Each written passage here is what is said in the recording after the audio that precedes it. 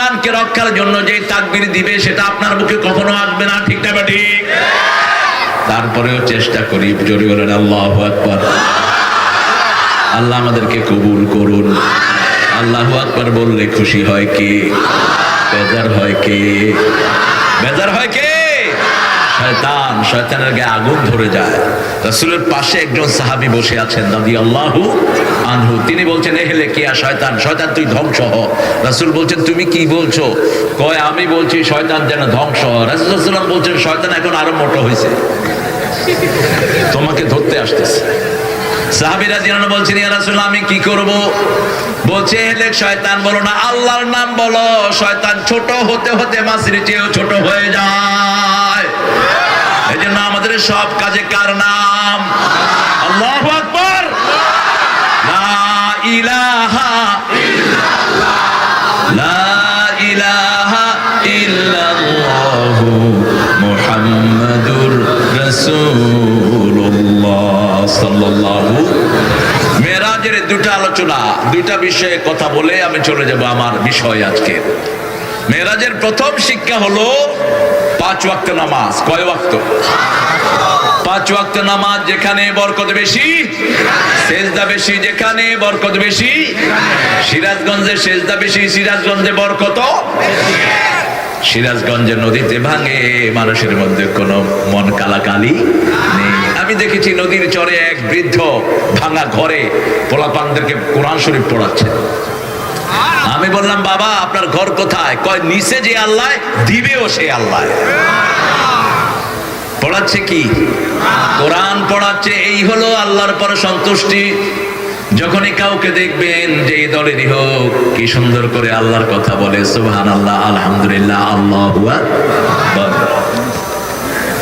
কই যাস? আসি। হ্যাঁ আসি নি আসি। তো উঠে গে গেদা, গেদা না? এটা কি গেদা? এটা গেদার বাপ। এটা গেদার বাপ। কত সুন্দর শব্দ। আমারে কইতেছে, ওই যে রেজাকে ফোন করছে, কয় মৌলবী আমার পাশে আছে, সালাত চলে এসে। এই কথার ভিতরে একটা ভালোবাসা আছে, ঠিক কিনা? আঞ্চলিক কথার ভিতরে কি আছে? ভালোবাসা। অন্য কেউ যদি মৌলবী কইতে আমি খেপতাম।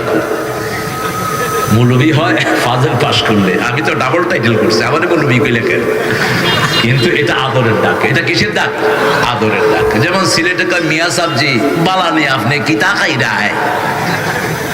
আমি প্রথম শুনি নেই, বুঝি নেই। বললাম কিতাব হইলা মিয়া সাবজি, কিতাব মিয়া। কাজে মিয়া সাবজি হলো আপনার হুজুর। এই আঞ্চলিক কথার ভিতরে একটা ভালোবাসা আছে, আলহামদুলিল্লাহ বলে। রাসূল আঞ্চলিক কথা পছন্দ করতেন, আবার আঞ্চলিক ভাষায় কোরআন পড়তেন। অনেক সাহাবী রাদিয়াল্লাহু, ওমর ফারুক রাদিয়াল্লাহু ঘরে বসে শুনছেন, পাশের রুমে একজন সাহাবী পড়ছেন, ওয়াদ-দুহা ওয়াল-লাইলি ইযা সাজা মা ওয়াদ্দাআকি রাব্বুকি ওয়া মা ক্বালা। ওমর ফারুক রাদিয়াল্লাহু খেপে গেলেন, তারে ধরলেন, ঘর থেকে ধরে রাসূল সাল্লাল্লাহু আলাইহি ওয়াসাল্লামের কাছে নিয়ে গেলেন। তুই কোরআন এমনে পড়স কেন? সে বলছে, আমি কথা কই যেমনে কোরআন পড়বো এমনে। তোমার কি? মুসলমানরা দুনিয়াতে কাউকে ভয় করতে জানে না। মুসলমান ভয় করে কাকে? এজন্যই মুসলমানের জন্য সারা পৃথিবীতে এখন ভয়, ঠিক না ঠিক?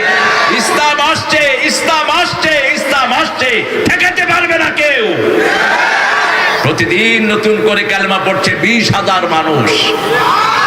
একাবা কেমনে? সুবহানাল্লাহ। আর একটু আসতে বলেন না।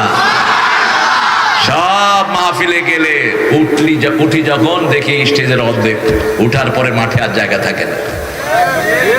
কোনো মাইকিং কিন্তু হয়নি, খুব মাইকিং হয়নি আপনাদের এই প্রোগ্রামে। মাইকিং নাই, প্রচার নাই, আমাদের কোনো প্রচার লাগেও না। আমাদের প্রচার আল্লাহ করে দেয়, ঠিক না? কে করে দেন? আল্লাহ করে দেন। রাসূল সাল্লাল্লাহু আলাইহি ওয়াসাল্লামকে বলেন, ইয়া রাসূলুল্লাহ দেখেন কেমনে কোরআন পড়ছে। রাসূল সাল্লাল্লাহু আলাইহি ওয়াসাল্লাম বলেন, পড়ো। লোকটা পড়ছে, ওয়াদ-দুহা ওয়াল-লাইলি ইযা সাজা মা ওয়াদ্দাআকি রাব্বুকি ওয়া মা ক্বালা ওয়ালাল আখিরাতু খায়রুল লাকি মিনাল উলা। যদি আপনাদের ইমাম এরকম পড়ে রাখবেন, রাখবেন, লইয়া পড়বেন, তোর একদিনের আমার একদিন। জানতে হবে, মানার আগে কি করতে হবে? জানতে হবে। আল ইলমু ক্বাবলাল আমল। ইমাম বুখারী অধ্যায় এনেছেন, জ্ঞান অর্জন করতে হবে আমলের আগে, নাহলে ভুল আমল করবেন। রাসূল সাল্লাল্লাহু আলাইহি ওয়াসাল্লাম মুস্কি হাসছেন। ওমর ফারুক রাদিয়াল্লাহু আনহু বলছেন, ইয়া রাসূলুল্লাহ আপনি মুস্কি হাসছেন। রাসূল সাল্লাল্লাহু আলাইহি ওয়াসাল্লাম বললেন, ওমর বাধা দিও না, এইভাবেও জিবরাইল আমিন আলাইহিস সালাম আমাকে কোরআন শুনিয়েছে। এই যে আঞ্চলিক ভাষার প্রভাব কোরআনে আছে না নাই? আলহামদুলিল্লাহ বলে। আমার আল্লাহ বলছেন 5 ওয়াক্ত নামাজ দিয়েছেন। কয় ওয়াক্ত? সূরা বনী ইসরাঈলে যেখানে মেরাজের আলোচনা আল্লাহ শুরু করেছেন, ওই সূরাতে 5 ওয়াক্ত নামাজের কথা বলেছেন। আবার সূরা বাকারাতে ইসলামের 5টা আরকানের কথা আল্লাহ উল্লেখ করেছেন। কালেমা, নামাজ, যাকাত, রোজা, হজ, এই 5টা এসেছে সূরা বাকারায়। এজন্য সূরা বাকারাকে বলা হয় এনসাইক্লোপিডিয়া অফ কোরআন। কোরআনের যতগুলো বিষয় সবগুলো সূরা বাকারাতে দান করেছেন কে? এইজন্য রাসূল বলেছেন, যে সূরা বাকারা পড়লো সব রকমের বরকত পেল, আর যে সূরা বাকারা পড়লো না সব রকমের দুঃখ তার কপালে জুটলো। ঘরের বাচ্চা অসুস্থ, সূরা বাকারা পড়েন। ঘরে বরকত নাই, সূরা বাকারা পড়েন। বাচ্চাগুলো চিৎকার করে ওঠে ঘুম থেকে, নতুন ঘরে উঠেছেন, নতুন ব্যবসায় উঠেছেন, সূরা বাকারা পড়েন, সব রকমের বরকত দিবেন কে? এখন আমরা সেটা না পড়ে অন্যটা পড়ি, বরকত নেই। কেউ ধূপ জ্বালিয়ে এরকম করে ঘরে ঘুরায়। আরে ভাই, ধূপ জ্বালানে সে কেয়া হোগা? ধূপ জ্বালাও কি করতে? আগুন কিছু করার ক্ষমতা রাখে না, ক্ষমতা কার? সেই আল্লাহকে ডাকতে হবে। আগুনকে ডাকলে কোনো লাভ নেই। আমরা সেই আল্লাহকে ডাকবো যিনি আমাদেরকে সুন্দর করে বানিয়েছেন, ঠিক না ঠিক? আমাদের দেশের অধিকাংশ মানুষ এক আল্লাহকে ডাকে, এই জন্য এই দেশে বরকত সবচেয়ে বেশি। এখন 18 কোটি মানুষ, কিন্তু খাওয়া দাওয়ার কোনো অভাব। সব জায়গাতে কারেন্টের বাতি, আলহামদুলিল্লাহ বলুন। আর এক সময় স্বাধীনতার স্থপতি যখন দেশটা শুরু করেছিলেন, 7 কোটি মানুষ, কয় আমার কম্বলটা গেল কই? ও গেদা, সবাই পায় সবকিছুর খনি, আমি পাইছি চোরের খনি। হ্যাঁ, এখন কম্বল ঘরে ঘরে আছে না নাই? শুধু একটা দুইটা নয়, শত শত কম্বল, ঠিক না ঠিক? চট্টগ্রামে এক মাহফিলে গেছি তো, সকালে হুজুরে কম্বল নিয়ে চলে যাচ্ছে। হ্যালো বাজি, কম্বলের ঘরে যান দে। চিটাঙ্গা ভাষায় বললাম, আপনি কম্বল নিয়ে কই যান? কয় আরে হাদিয়া কম দিয়ে কম্বল লই যাই। কয় পয়সা কম দিছে, কম্বল লই যাবো। বাড়ি আলারে কইলাম, ওই মিয়া পয়সা দিয়া কম্বল ছুটাও।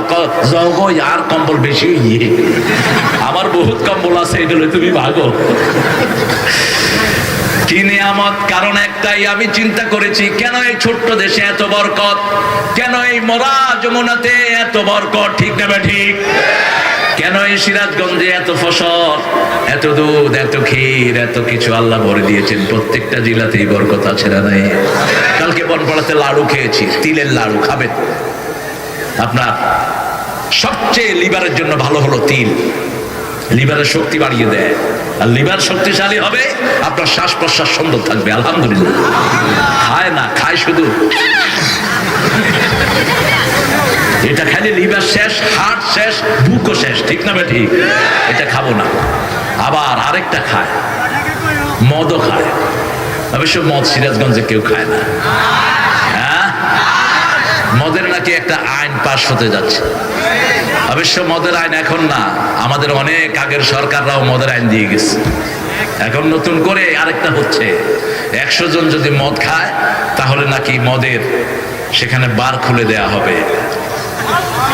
আমাদের শরীরে রক্ত থাকতে মদের কোনো বার আমরা বাংলাদেশে খুলতে দেব না।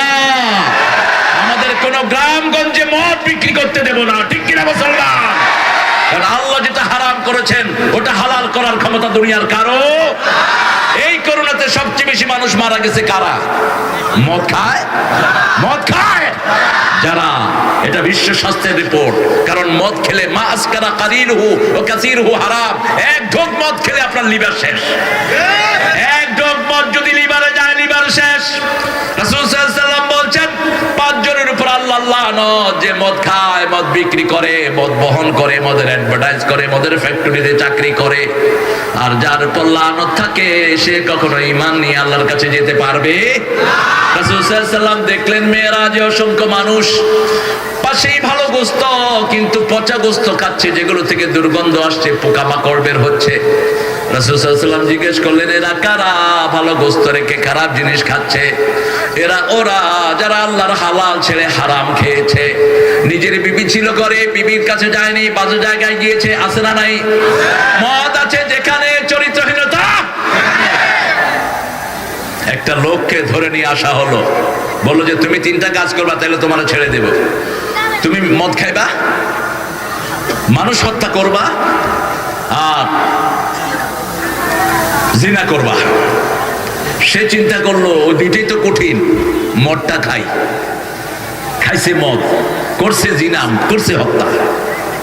মদ হলো সব মায়ের কি, সব পাপের। আমার এলাকায় এক লোক মদ খেয়ে বোরে মা ডাকতো। আমি তখন ক্লাস 5-এ। চাচি আমারে কয়, বাবা তোমার চাচা জানি কি খায়া এসে আমারে মা কয়। আমি কইলাম, চাচি কি খায়?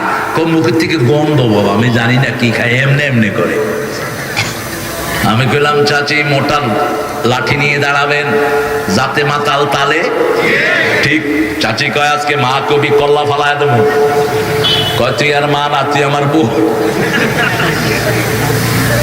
মদ খেলে নিজের মাকেও চিনে না, মেয়েকেও চিনে না। আল্লাহ আমাদেরকে হারাম থেকে হেফাজত করেন। আমরা 5 ওয়াক্ত নামাজ পড়বো, রাজি আছি তো? কারা কারা পড়বেন হাত তুলে দেখান। বলেন, হে আল্লাহ, আপনার নামে শপথ করছি জীবনে আর কোনোদিন ফরজ নামাজ, ফরজ রোজা, ফরজ পর্দা ছেড়ে দেব না। আমিন ইয়া রাব্বাল আলামিন। মেরাজের প্রথম শিক্ষা নামাজ। প্রথম শিক্ষা কি? নামাজ। কখনো নামাজ ছাড়বেন না। নামাজ আছে যেখানে বরকত আছে। নামাজ বেশি যেই মাসে, খাওয়া বেশি। কোন মাস? কত তেল খান, শরীরটা ভালো থাকে। ডাক্তারদেরকে জিজ্ঞেস করবেন কোন মাসে রোগী কম পাও। আমার গোষ্ঠীতে বহু ডাক্তার, বললাম কোন মাসে রোগী কম পাও? আমরা দোয়া করি রমজান যেন তাড়াতাড়ি যায়, রোগী পাই না। কারণ কি? কারণ যত সেজদা তত বরকত, ঠিক না ঠিক? এত বরকত, বেগুনি খায়, চুলকায়, তারপরেও খায়। কয় খাইতেও মজা, চুলকাইতেও মজা।